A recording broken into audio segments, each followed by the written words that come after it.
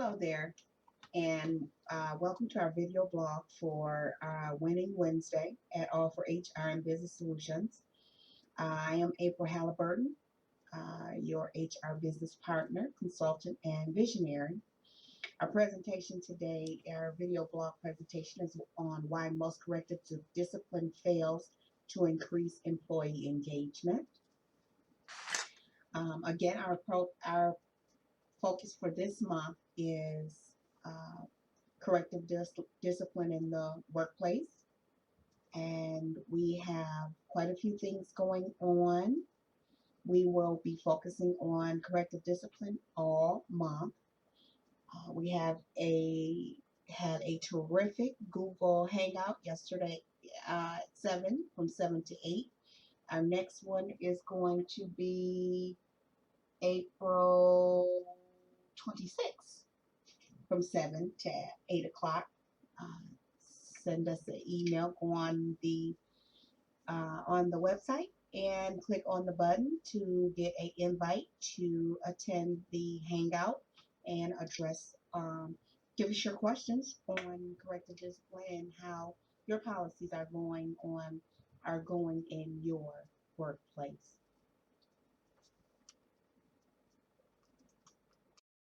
That is myself, and again, April Halliburton, your HR business partner, consultant, and visionary, founder, CEO of All for HR and Business Solutions.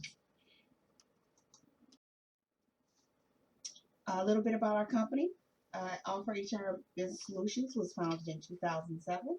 We've been around for a while, and we are a strategic business partner, HR business partner. We build and empower small, mid-sized enterprises and enable them through technology to create the best workplace possible. Our mission is to become a leader in the virtual human resource management and consulting industry. And you will see the last bullet point is our vision, which is to use technology to provide the best virtual human resource business services and consulting to empower small and mid-sized enterprises and build the best workplaces possible. Our focus of the presentation begins on employee engagement. And you will see the very first bullet point there is the definition of employee engagement, which is the feeling of emotional connection to the company that affects performance, retention, and productivity. There has been employee engagement is more than just a buzzword. It is becoming the new norm in successful organizations that are building great cultures, great employees that are um, uh, being appreciated in their workplace. And so employee engagement is something that you will see here. The second bullet point, Gallup completed a study over a 20-year period of over 80,000 managers and over 1 million employees to determine exactly what employee engagement is. A 2002 survey of the global consulting firm Watson Wyatt worldwide found that organizations with a highly engaged workforce outperformed those with low commitment by 47% in 2000 and a whopping 200% in 2002. If those are the statistics in 2002, we can imagine how employee engagement has improved workplaces all over America in 2016. So in the emotions and behaviors of your employees are the language they use to communicate. We call this the eager factor is actually a process that is used to assess employee engagement. Employee engagement is an instinct. We attach ourselves to the experiences that meet our needs And when we sense a threat or risk, we fight or we flight. That is a reflex. That's a good thing because these are the instincts that keep us safe. Eager, again, is a process that organizations can use to rapidly assess their level of engagement in their workforce. Eager provides a framework for examining organizational problems in the context of employee engagement. It provides a rapid method for identifying the level of engagement in your workplace and by understanding the responses that drive behavior. It can also help to understand what disengagement costs you in your workplace. And you will see at the bottom the side note, the cost of what employee disengagement has cost employers across the U.S. in 2004, which was a whopping $350 billion annually. The acronym for EAGER is escape, avoidance, getting even, and riveted. Um, Escape is in the behavior in the workplace that exhibits a high turnover. It results, I'm sorry, in high turnover, loss of key talent, and workers' compensation malingering.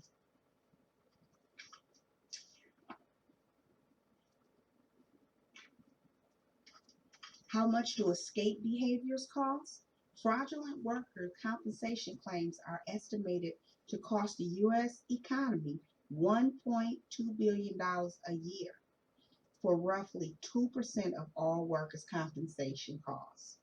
Employee turnover costs include lost productivity, replacement hiring, and training costs.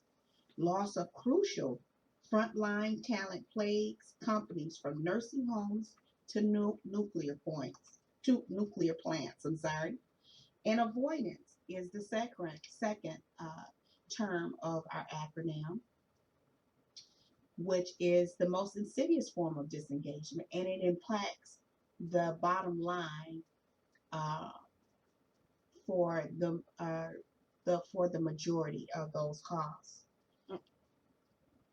73% of survey participants indicated they spent part of the day on activities that were not work related, such as socializing, conducting personal business, and taking extra long lunches. What was the number one reason for study participants gave for this behavior? You guessed it, unsatisfied with their work. Getting even is our third term in in our acronym of EAGER. Employees exhibit angry behavior and want to inflict damage on the company. Revenge is a primitive and compelling impulse, the flip side of feeling powerless. Get even behaviors are seen in employees who are angry, and they want to make the company pay. Riveted is the last acronym in EAGER, and it is the opposite of our three previous variables to the EAGER acronym. Employees are engaged and connected to the company's success. These riveted employees feel emotionally connected to the company and its success. They are hopeful, satisfied, enthusiastic, even passionate about their work within the workplace. They feel that they are a valued part of the team and they sense a belonging and a purpose that drives their performance as well as the organization's growth.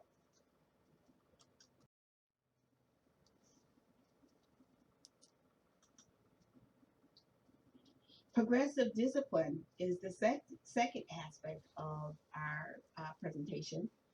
Uh, Discipline should be correctly defined in the workplace as well as in the employee handbook. If whatever the definition is in your handbook, that is the example or the definition that all individuals, employees should adhere to. If the company defines discipline as an action recorded in the employee's file, i.e., written reprimand, suspension, reduction in pay, or termination, then the employer should follow those same disciplinary actions consistently across the board. If the company defines discipline as simply verbal warnings by a supervisor, then that is exactly what you have to adhere to. If that is uh,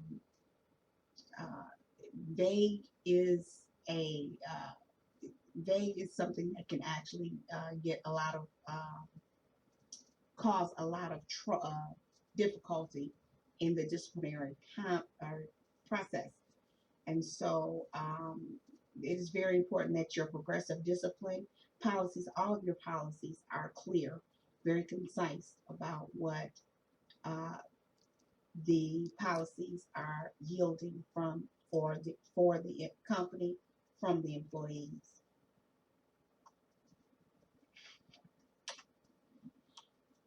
Key factors to consider when issuing disciplinary actions are outlined here. The fact do the facts establish that the employee did or failed to do what is claimed that's warranting the disciplinary action? Does the employer's behavior violate an established rule or requirement? And does the employee know, or should the employee have known, the rule or the requirement? And has that rule most definitely been enforced consistently? The disciplinary actions are outlined here: non disciplinary counseling, training, and feedback, verbal reprimand, written reprimand, suspension, and termination. You'll see that on the right there we have what the first offense is considered as the verbal caution or the verbal reprimand. The second offense is the written reprimand. Third offense is suspension, and fourth offense is dismissal.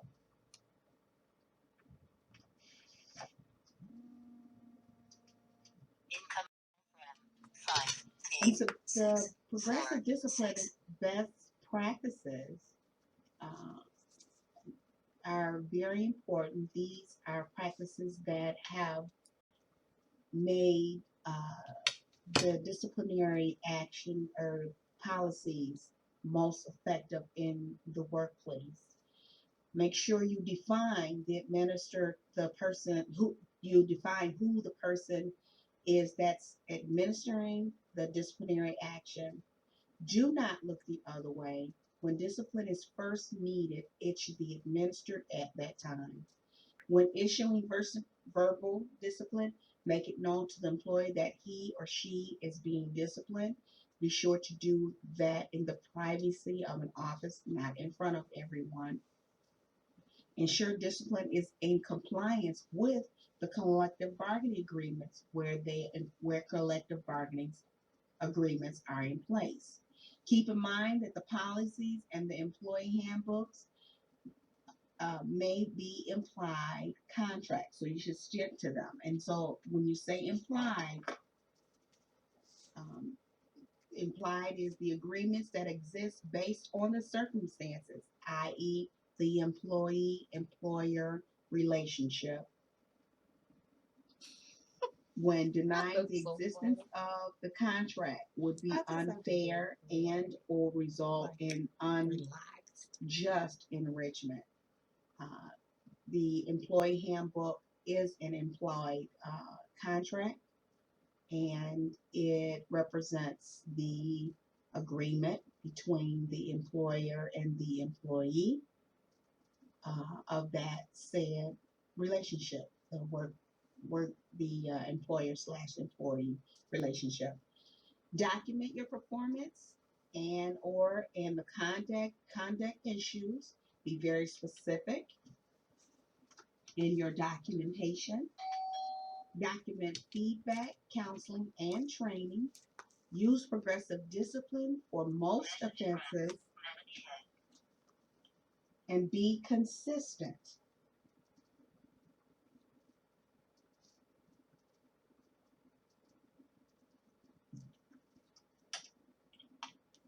How does progressive discipline decrease employee engagement? Well, that's very self-explanatory. For number one, non-compliance with the best practices as it relates to disciplinary action in your workplace. Your disciplinary policies must be adhered to, and the best practices that we outline in slide uh, 10 are best practices that, again, have made the progressive discipline policies more effective in the workplace and have yielded the best results. Is inconsistency in administering disciplinary actions, out of date progressive discipline policies in the handbook. It should always be updated within the year. Uh, Failing to follow the disciplinary process from start to finish.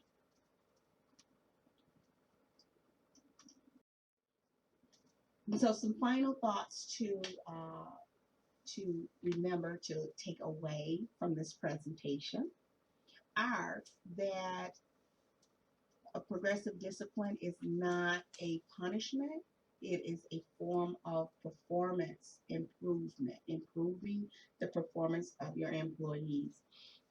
I will find that in most instances, a verbal warning is all that's needed to yield corrective action in an employee's performance. In instances where uh, the severity of the action or the behavior warrants a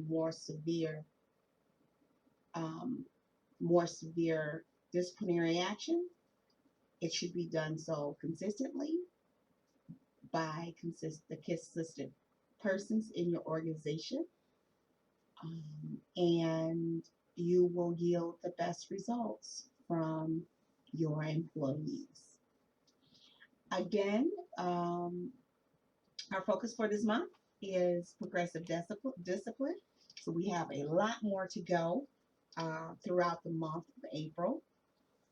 Click on the website, allforhr.net. You can get a free gift by clicking or emailing me the words April Showers. Also, we have our Google Hangout question and answer on April 26th from 7 to 8 p.m. We also have a free progressive discipline employee engagement webinar that is on the 28th, and that is on 12 o'clock at 12 o'clock on April 28th. Also, don't forget to listen to the radio show. We have our second broadcast April 21st from 12 to 1 o'clock. Hope you enjoyed the presentation, and I look forward to seeing you soon. Thank you from All for HR and Business Solutions.